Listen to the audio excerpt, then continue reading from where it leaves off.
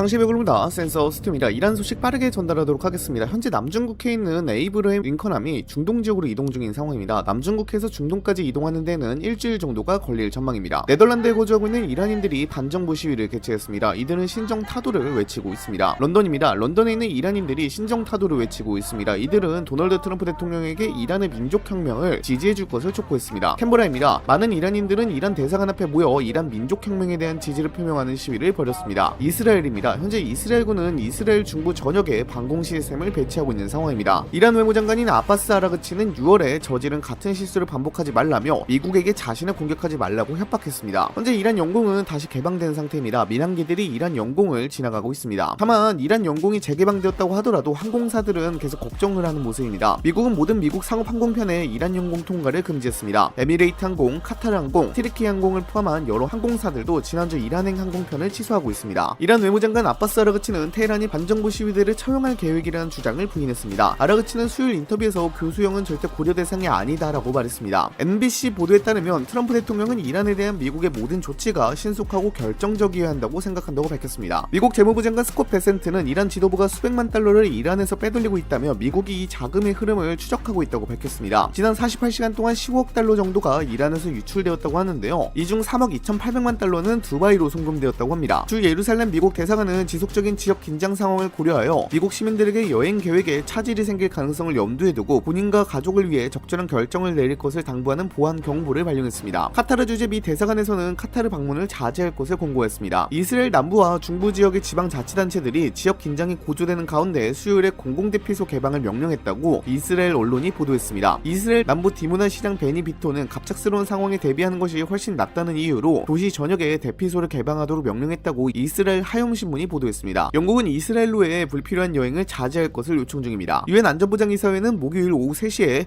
이란 사태에 대한 브리핑을 위해 소집될 예정이라고 합니다. 유엔 대변인에 따르면 이번 회담은 미국 측의 요청으로 이루어졌습니다. 또 소식이 더 들리면 영상 제작해서 업로드하도록 하겠습니다. 영상 마치겠습니다. 감사합니다.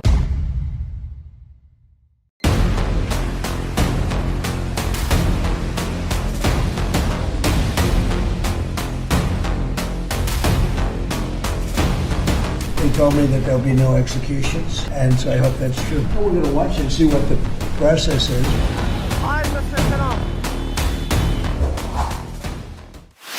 미국의 이란 공습이 임박했다는 관측 속에 트럼프 대통령의 논조가 갑자기 달라져 그 배경에 관심이 쏠립니다. 최근까지만 해도 이란을 둘러싼 군사적 긴장감은 최고조에 달하고 있었습니다. 트럼프 대통령은 13일 미 CBS 방송과의 인터뷰에서 이란 정부가 반정부 시위대에 대한 사형을 집행한다면 매우 강력한 조처를 할 것이며 나는 이기는 것을 좋아한다고 밝혔습니다. 특히 미군의 중동 최대 기지인 카타르의 알 우데이드 공군 기지에 일부 철수 권고가 전달됐다는 로이터 통신의 보도가 나왔습니다. 알 우데이드 공군 기지는 지난해 6월 미국이 이란 핵시설 3곳을 폭격했을 때 이란이 미사일을 발사해 보복한 곳입니다. 결국 미국이 공격 개시 전 이란의 반격을 미리 대비한 것이라는 해석이 나왔습니다. 이에 미군이 24시간 내에 이란에 군사 개입을 할 것이라는 예측까지 이어졌고 이스라엘의 한 정부 관계자는 트럼프 대통령이 군사적 행동을 결심한 것으로 보인다고 주장했습니다. 그러나 14일 트럼프 대통령의 발언으로 분위기가 급반전했습니다. We have been informed by very important sources on the other side, and they said the killing has stopped and the executions won't take place. They were supposed to be, and I hope it's true. Who knows, right? Who knows? Crazy world. Does this mean military action is now off the table against Iran? We're going to watch and see what the process is, but we were given a very good statement by people that are aware of what's going on. 한편 노르웨이의 이란 인권단체는 이란 반정부 시위 18일째인 14일까지 시위 참가자 최소 3,428명이 숨졌다고 발표했습니다. 일각에서는 이란 시위 관련 사망자가 최대 2만 명 수준일 수도 있다는 분석도 나옵니다. 여전히 이란의 시위대 대규모 유혈 진압 소식들이 들리는 가운데 강경 대응 기조에서 잠시 숨고르기를 하는 듯한 트럼프 대통령의 속내에 이목이 집중됩니다.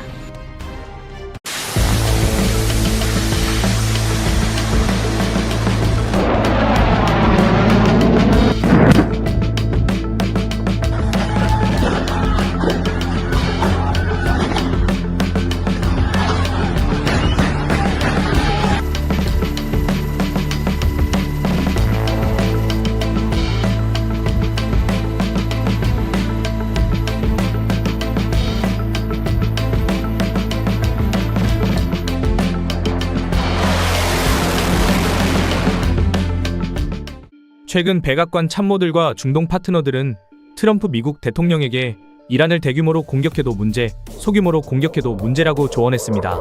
대규모 폭격을 한다고 해서 이란 정권이 무너질 가능성은 낮고 오히려 확전을 촉발할 수 있다고 보고했죠. 소규모로 공격하면 시위대의 사기를 북돋을 순 있지만 궁극적으로 정권의 탄압을 멈추지는 못할 것이라고 관측했습니다. 트럼프는 최종 결정을 하진 않았지만 한 가지 지시를 내렸습니다. 대규모 공격 명령을 내릴 때를 대비해 군사 자산을 배치하라. 트럼프는 에이브러햄 링컨 항모전단을 중동으로 파견 보낼 것으로 전망됩니다. 일각에선 군사 자산들이 이미 중동으로 출발했고 전력이 집결할 때까지 트럼프가 결정을 미루는 것으로 보고 있습니다. 한 카타르 당국자는 미국이 전면 공세를 준비하기까지 5에서 7일 정도가 필요하다고 봤는데요. 실제 링컨 항모전단이 남중국해에서 중동으로 이동하기 시작하면 도착에 걸리는 시간도 통상 약 일주일이죠. 링컨 항모전단은 방공 능력이 미 해군 내에서도 최상위로 평가받아 이란 탄도미사일 세례를 방어해내기 적합합니다. SM 계열 방공 미사일로 홍해 등에서 후티 대함 미사일을 다수 격추한 실전 경험을 갖췄는데요. 이지스 미사일 방어 지휘함을 갖춰 구축함들과 함께 다층 미사일 방어를 수행합니다. 앞서 백악관 참모들은 이란 공격 후 보복 공세로부터 중동 미군 기지와 이스라엘 등 동맹국을 보호하려면 지역에 더 많은 군사력을 갖춰야 한다고 트럼프에 조언한 것으로 알려졌습니다. 현재 중동의 공격과 방어 임무를 수행할 수 있는 실질적인 해상 전력이 이지스 구축함 3척에 불과해 항모전단 재배치는 불가피합니다. 항모전단 없이 폭격기와 전투기로 공격하고 지상 기반 방공체계로 방어하는 방안도 있지만 트럼프는 전력을 최대한 끌어모으는 방안을 택한 것으로 보입니다. 최근 트럼프는 소셜미디어 등을 통해 이란 정권이 유혈 진압을 멈춘다면 타격을 명령하지 않을 수 있음을 시사하고 있습니다. 며칠 뒤 트럼프가 강력한 군사자산으로 이란을 포위하고 있음을 알릴지 베네수엘라처럼 충격적인 군사작전 후 공표할지 지켜봐야 하는 상황입니다.